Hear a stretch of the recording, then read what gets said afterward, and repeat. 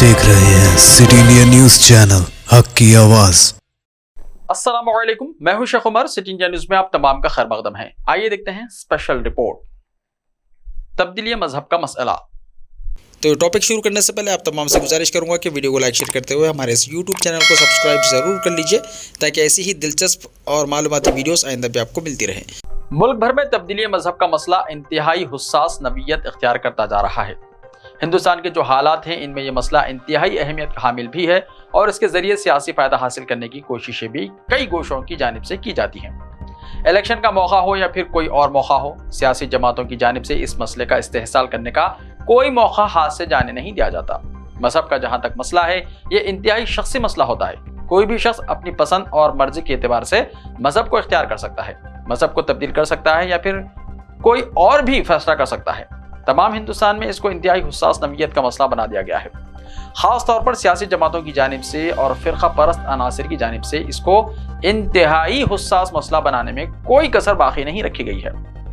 इस शख्सी और अहमियत के हामिल मसले को सियासी रंग देना इंतहाई अफसोसनाक और मजमूम ही कहा जा सकता है। सियासी जमातें अपने फायदे के लिए किसी भी मसले के इस्तेहसाल से कभी भी गुरेज नहीं करती और मसले को तोड़ मरोड़ कर अपने फायदे के लिए ढालने में इन्हें महारत भी हासिल होती है।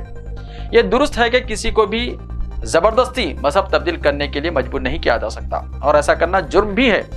किसी को लालच के जरिए या किसी दबाव के जरिए मजहब तब्दील करने के लिए मजबूर करना हिंदुस्तान में काबिल सजा जुर्म भी है। न मुल्क के किसी कानून ने किसी को इजाजत दी है कि किसी का मजहब जबरदस्ती तौर पर तब्दील करवाया जाए या फिर किसी भी मजहब में ऐसी कोई गुंजाइश है। अगर किसी मजहब के मानने वाले किसी दूसरे फर्द का मजहब जबरदस्ती तब्दील करवाते हैं या लालच देकर तब्दील करवाते हैं या दबाव बनाकर ऐसा करवाते हैं, तो वो खुद अपने मजहब की तालीमात पर अमल नहीं कर रहे हैं।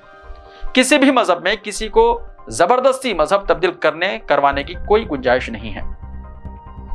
ऐसा करने वाले ना अपने मजहब की सही तरीके से पैरवी कर रहे हैं और ना ही मुल्क के कानून का पास व लिहाज रख रहे हैं। ऐसा करने वालों को भी कानून के दायरे में लाने की जरूरत है।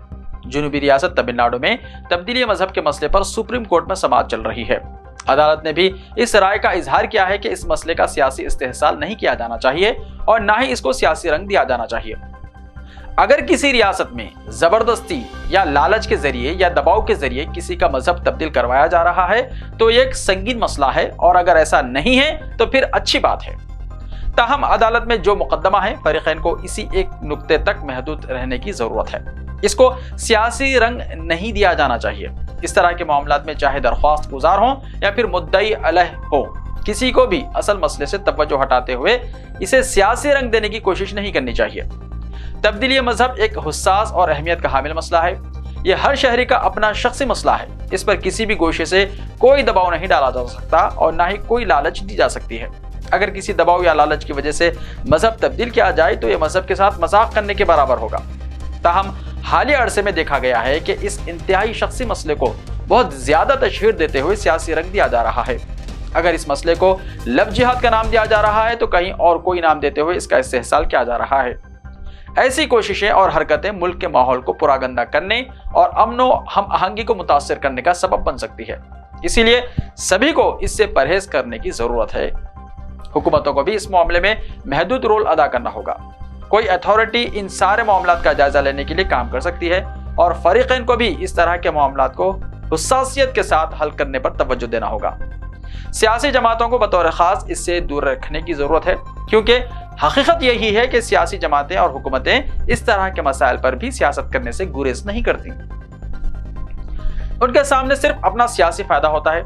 इन्हें इस बात की कोई परवाह नहीं होती कि इसके मुआशरे या समाज पर क्या असरात मुरत्तब होंगे।